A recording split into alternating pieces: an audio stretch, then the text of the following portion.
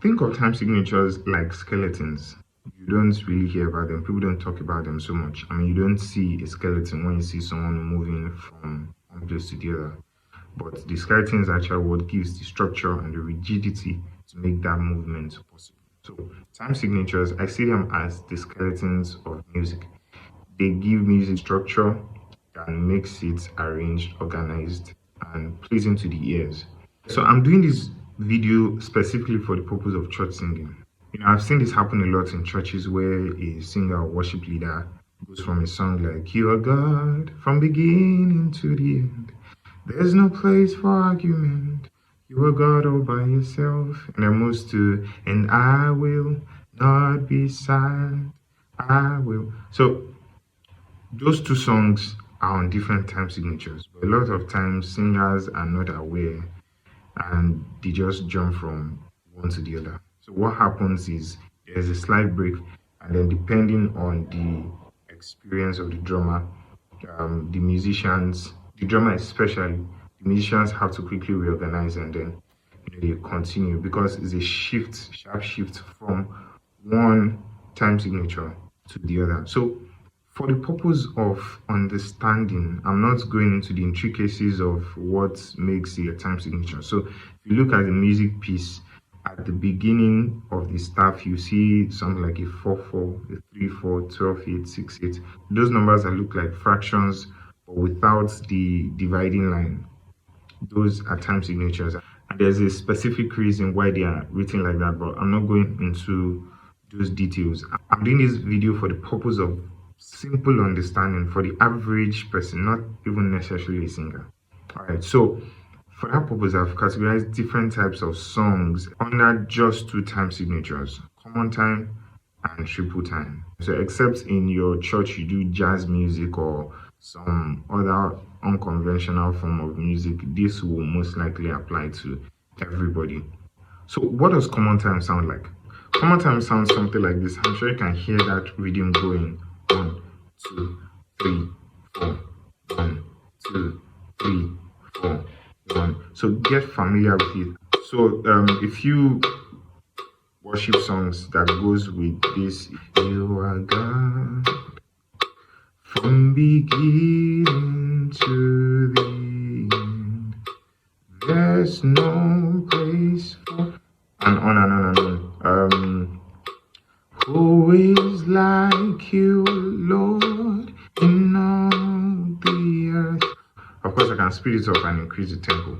"Who is like you, Lord, in all the earth?" So it's the same time signature: 1, 2, 3, 4. 1, 2, 3, 4. But just on a higher tempo or faster tempo. You understand? So singers also need to be aware of this. So think of songs, not just our worship songs. Praise songs also goes for this. "We go to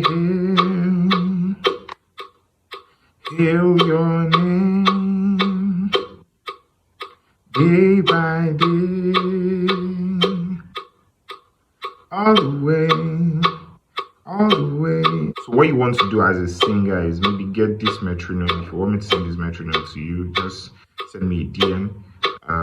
It just goes very simple. Just go to YouTube and search for common time metronome or 4/4 metronome. You get something like this. So you download it and sing along. Sing songs that goes with this. So you are training yourself to be aware of the time signature. Right? Feel free to ask me if you are confused if a particular song goes with this one or the triple time signature I'm going to be explaining now.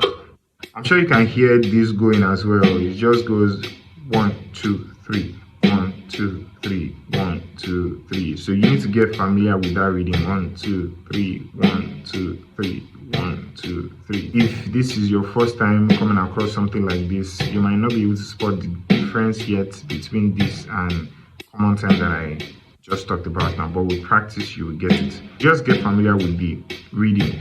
So thinking about songs that goes like this for the purpose of church singing: "And I will not be silent. The Son of God is lifted high.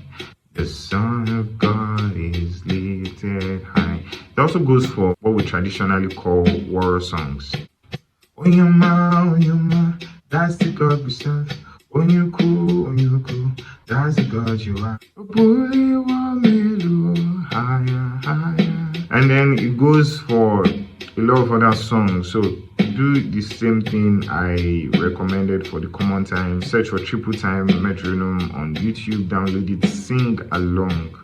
The purpose of learning these things is to help your ability to arrange songs, to help your songwriting, help your ability to also direct a music group. You understand? And to teach other people as well. So this is very, very important. You want to have a seamless worship session or a praise session in your churches, and you don't want seemingly little issues like this to disrupt the flow. Alright, so pay attention to this, and I'm sure it will help your singing massively. Do like, share to someone you know will need this.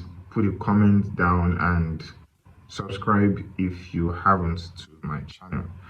Thank you very much. See you next time. Peace.